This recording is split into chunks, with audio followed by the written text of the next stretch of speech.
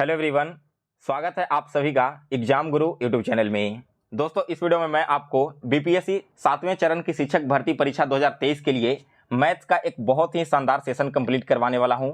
यह सेशन दोस्तों किरण पब्लिकेशन का प्रैक्टिस सेट नंबर 2 है। और दोस्तों, प्रैक्टिस सेट में जितने भी क्वेश्चन इंक्लूड किए गए हैं वो सारे के सारे क्वेश्चन बीपीएससी ने अपने प्रीवियस ईयर के ट्रेंड को ध्यान में रखते हुए बनाया गया है। और ऐसे ही क्वेश्चन आपको आने वाले एग्जाम में भी देखने को मिलेगा। यूट्यूब पर आपको कहीं पर भी किरण पब्लिकेशन का और कोई भी प्रैक्टिस सेट का सॉल्यूशन देखने को नहीं मिलेगा।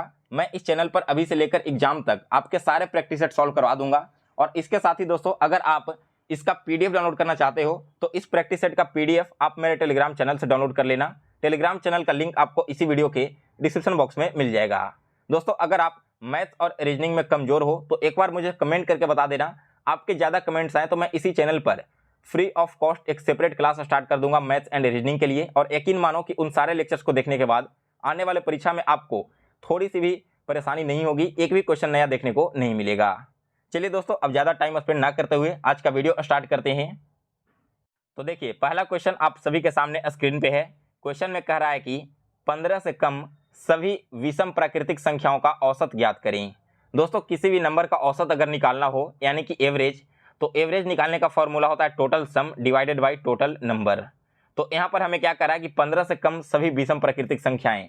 15 से कम विषम प्राकृतिक संख्याएं हैं दोस्तों 1, 3, 5, 7, 9, 11 और 13। यहाँ पर टोटल कितने नंबर हो गए? 1, 2, 3, 4, 5, 6, 7, यानी कि टोटल 7 हमारे पास नंबर है। और ऊपर में हमें सम लिखना है ना, तो इन सभी को ऐड कर दो। ऐड करने के बाद आपको मिलेगा 49। डिवाइड करोगे तो इसका एवरेज 7 आ जाएगा, यानी कि जो सी ऑप्शन है इस क्वेश्चन का वो बिल्कुल सही जवाब हो जाएगा। इसके बाद अगला क्वेश्चन है 2 नंबर। सेकंड क्वेश्चन में दोस्तों आप सभी को मान ज्ञात करना है। देखिए, बहुत सारे लोग कंफ्यूज हो रहे होंगे कि आपके एग्जाम में क्या इतना इजी लेवल का क्वेश्चन आएगा क्या? तो बिल्कुल ऐसे क्वेश्चन आते हैं आपके पेपर में, क्योंकि अगर आपके एग्जाम में 20 क्वेश्चन आ रहे हैं ना, तो उसमें से 3 से 4 क्वेश्चन ऐसे होते हैं ना जो बहुत ही ईजी है, 5 से 7 सेकंड में आप सॉल्व कर लोगे। और 3-4 क्वेश्चंस ऐसे होते हैं जो काफ़ी टफ होते हैं, अगर आप उसमें फंस गए तो आपका पूरा पेपर बर्बाद हो सकता है। इसके अलावा बाकी के सारे क्वेश्चंस मॉडरेट लेवल के होते हैं जिसमें आपका कंपटीशन बदलता है। तो आप लोग यहाँ पर ऐसा मत कहना कि मैं बहुत ईजी सेट करवा रहा हूँ। जैसे जैसे क्वेश्चंस करवाते जा रहा हूँ आप बिल्कुल विश्वास रख के वो सारे क्वेश्चंस देखते जाओ। यहाँ पर ऐड करना है तो आप सभी लोग जल्दी से ऐड करके बता देना, क्योंकि इतना ईजी क्वेश्चंस मैं आपको नहीं करवाने वाला। वैसे इसको सबसे आसान तरीका है ऐड करने का कि आप आउटर साइड से ऐड करते चलो। 3 डिजिट का एक ही संख्या है ना और कोई नहीं है, तो इसका लास्ट टर्म आप ऐसे ही लिख दोगे। फिर इसमें 0, इसमें 2 और इसमें 1, फिर से यहाँ पर 3 आ जाएगा। फिर इसके बाद 0, इसमें 0 है, इसमें 0 है लेकिन इसमें 1 है, तो यहाँ पर 1 लिख दिया और यहाँ पर पॉइंट देकर इधर 0 कर देंगे। तो इस प्रकार से इसका राइट आंसर हो जाएगा ऑप्शन नंबर डी। इसके बाद अगला क्वेश्चन 3 नंबर है।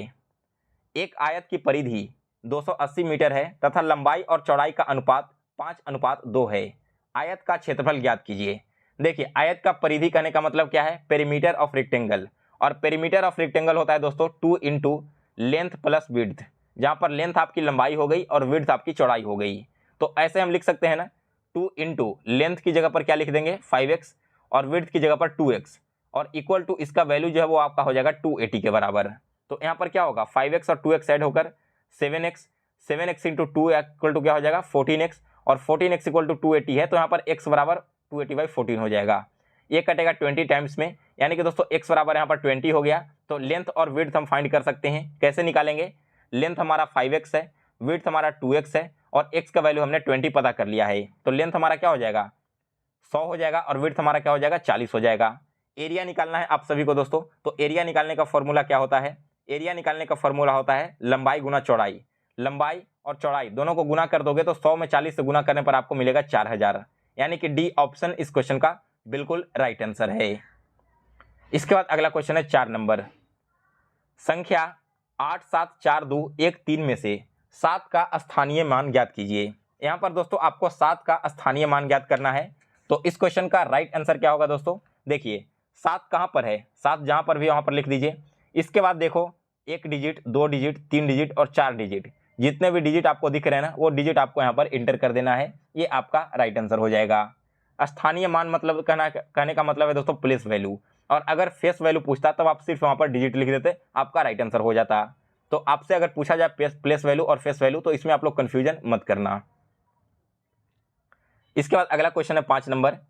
180 डिग्री के कोण को क्या कहते हैं? दोस्तों जो 180 डिग्री का कोण होता है ना, इसे हम कहते हैं साधारण कोण, यानी कि ए ऑप्शन इस क्वेश्चन का करेक्ट आंसर है।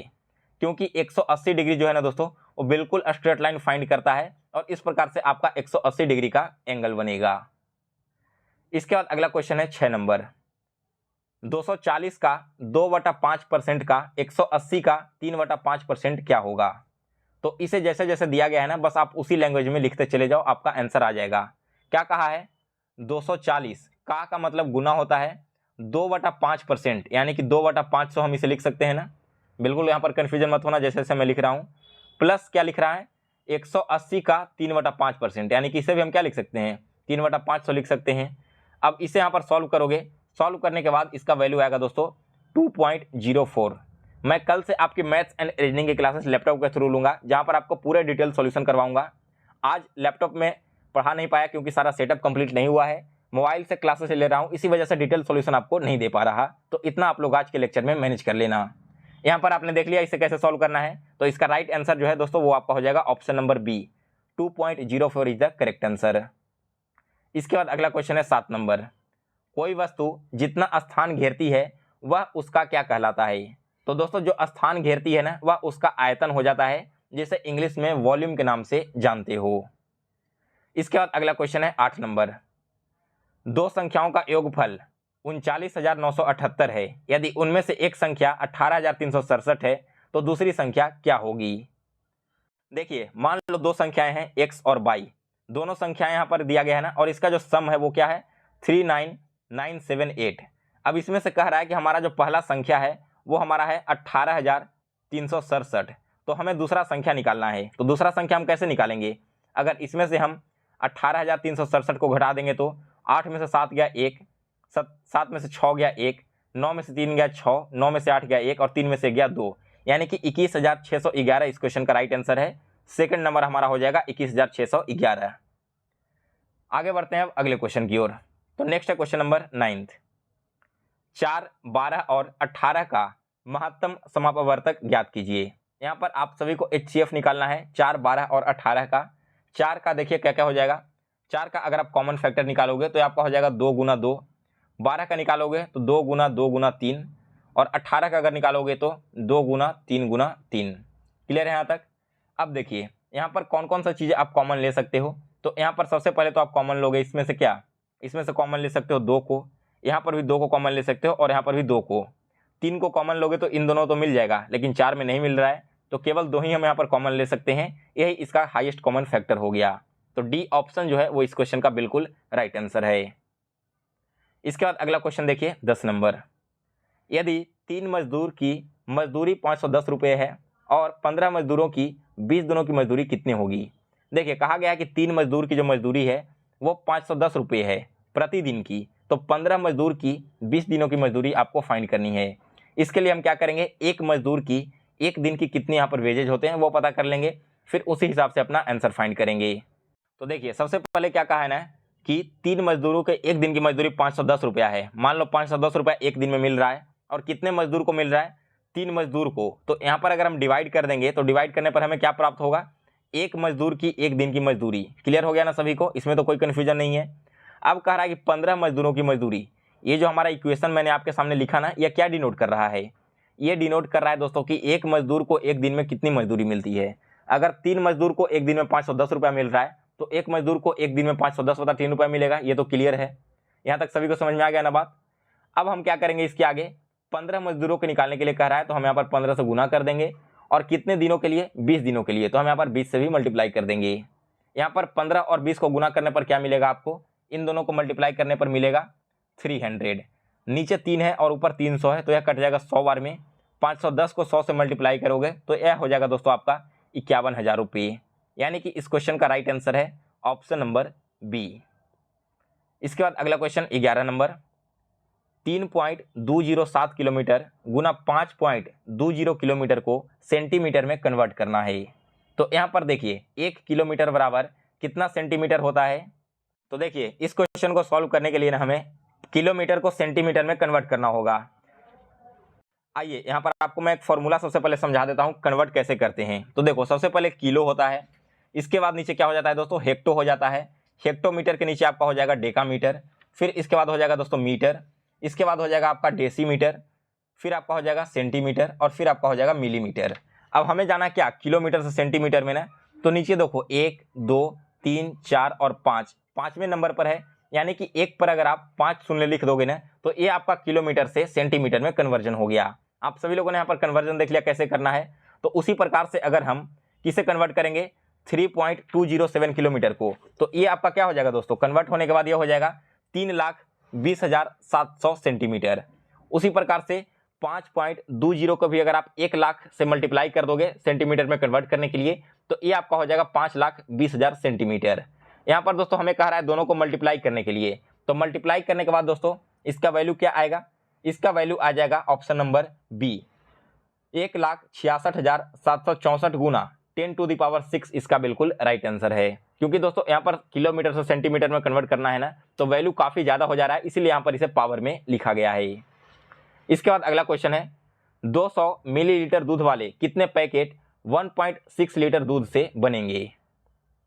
तो देखिए अभी मैंने आपको ऊपर वाले क्वेश्चन में बताया था ना, किलोमीटर से सेंटीमीटर में कन्वर्ट करने के लिए। अब यहाँ पर सीखिए कि लीटर से मिलीलीटर में कैसे कन्वर्ट करेंगे, क्योंकि यहाँ पर आपका जो पैकेट बन रहा है ना वो 200 मिलीलीटर का है, जबकि दूध आपका लीटर में है।